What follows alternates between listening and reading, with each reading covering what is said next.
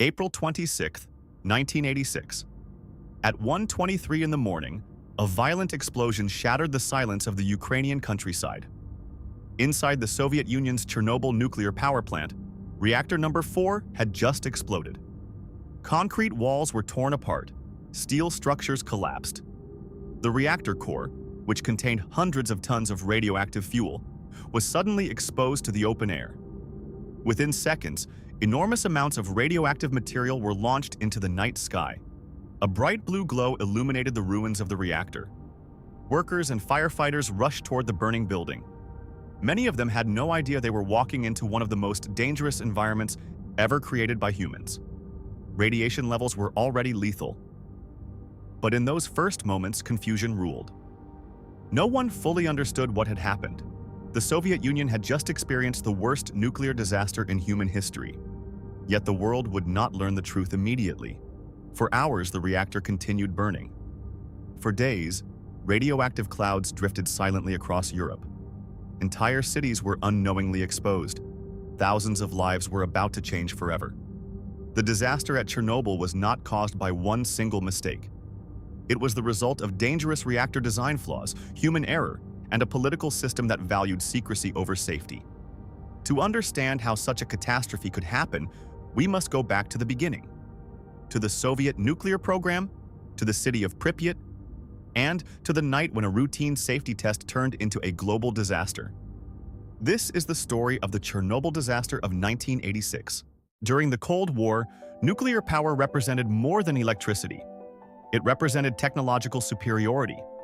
For the Soviet Union, nuclear energy symbolized progress and strength. Throughout the 1960s and 1970s, the Soviet government built nuclear power plants across its territory. These plants would supply electricity to growing cities and industries. One of the largest projects was constructed in northern Ukraine, near a small town called Chernobyl. The Chernobyl Nuclear Power Plant was designed with multiple RBMK reactors. These reactors were powerful and efficient, but they also had dangerous design flaws. Nearby, the Soviet government built a new city called Pripyat. Pripyat was created specifically for the workers of the power plant. The city was modern and prosperous, wide streets, schools, hospitals, parks, even an amusement park. Nearly 50,000 people lived there, many of them young engineers and their families. Life in Pripyat represented the optimism of Soviet technological progress. At the center of this thriving community stood the Chernobyl Nuclear Power Plant. For years, the reactors operated without major incidents. Workers trusted the system. Officials believed the technology was safe. But hidden within the reactor design was a dangerous instability, a flaw that could transform a simple test into a catastrophe. And on April 25, 1986, a routine experiment would begin. The test planned for Reactor Number 4 was supposed to improve safety. Engineers wanted to see whether the turbine could generate electricity briefly after shutdown. This temporary power would allow cooling pumps to run until backup generators started, but the test was delayed. The regional power grid requested the plant continue supplying electricity longer than expected. As a result, the reactor operated at reduced power for many hours. This created unstable conditions inside the reactor core. By the time the night shift began the experiment, the reactor was already behaving unpredictably. Operators attempted to lower power levels further, but the reactor dropped dangerously low. To recover power, operators disabled several safety systems and withdrew control rods. This violated operational safety rules. Yet the experiment continued. Inside the control room, tension was rising. The reactor was becoming increasingly unstable. But the operators did not fully understand how dangerous the situation had become. At 1:23 a.m., the test finally began. The operators shut down steam flow to the turbines. Almost immediately, reactor power began increasing rapidly. The RBMK reactor had a design flaw. When power levels dropped too low, the reactor could suddenly surge. Within seconds, power levels skyrocketed. Operators pressed the emergency shutdown button, but the control rods had a flawed design.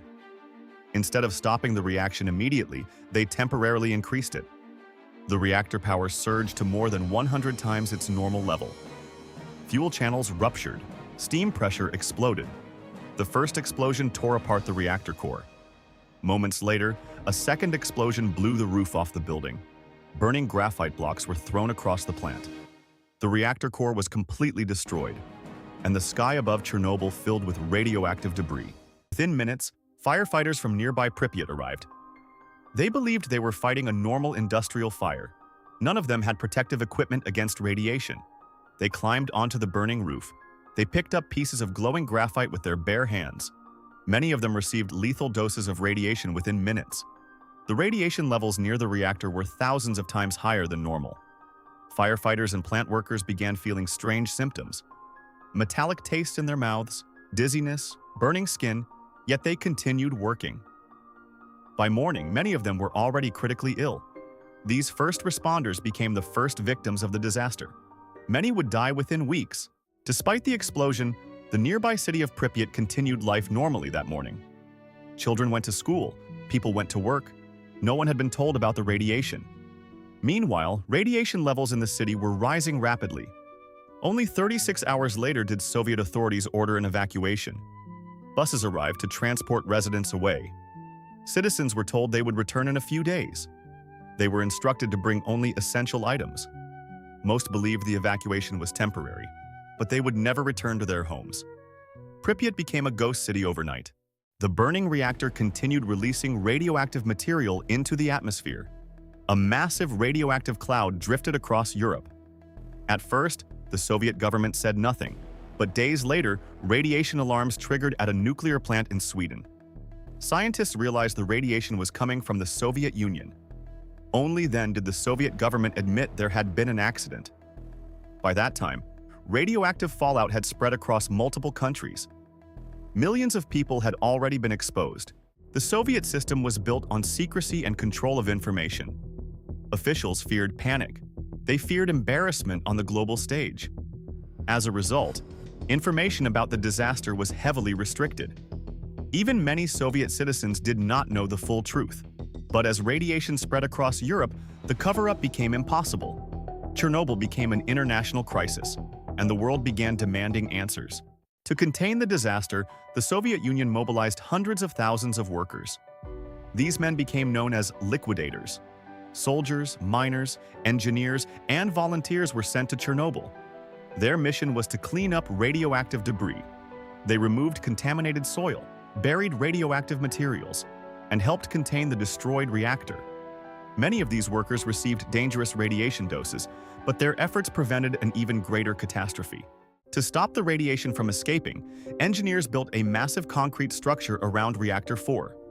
This structure became known as the Chernobyl sarcophagus. Construction was extremely dangerous. Workers operated under intense radiation. Many could only remain near the reactor for minutes.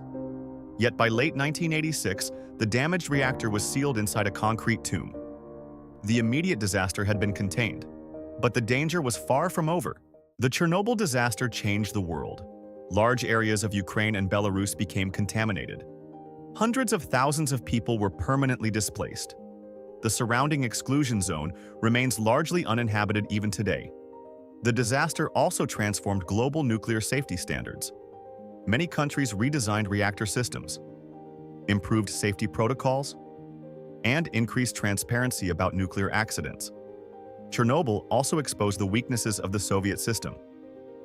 Many historians believe the disaster accelerated the collapse of the Soviet Union just a few years later. Today, Chernobyl stands as a powerful warning, a reminder of the dangers of technological overconfidence, and of the devastating consequences when safety and transparency are ignored. Nearly 4 decades later, the ruins of Reactor Number 4 still stand. Encased beneath a massive steel structure designed to contain radiation for the next century. Around it lies the Chernobyl Exclusion Zone, a silent landscape where forests have reclaimed abandoned cities. Nature has returned. But the memory of what happened here remains. Chernobyl was not just a technological accident. It was a human story, a story of bravery, of sacrifice, and of the consequences of mistakes made under pressure.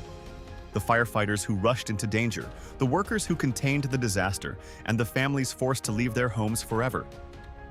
Their stories remind us that history is not only shaped by wars and politics. Sometimes it is shaped by a single moment, a single decision, a single night. And the lessons of Chernobyl continue to echo across the world today. Because the most important lesson of all is that some disasters must never be allowed to happen again.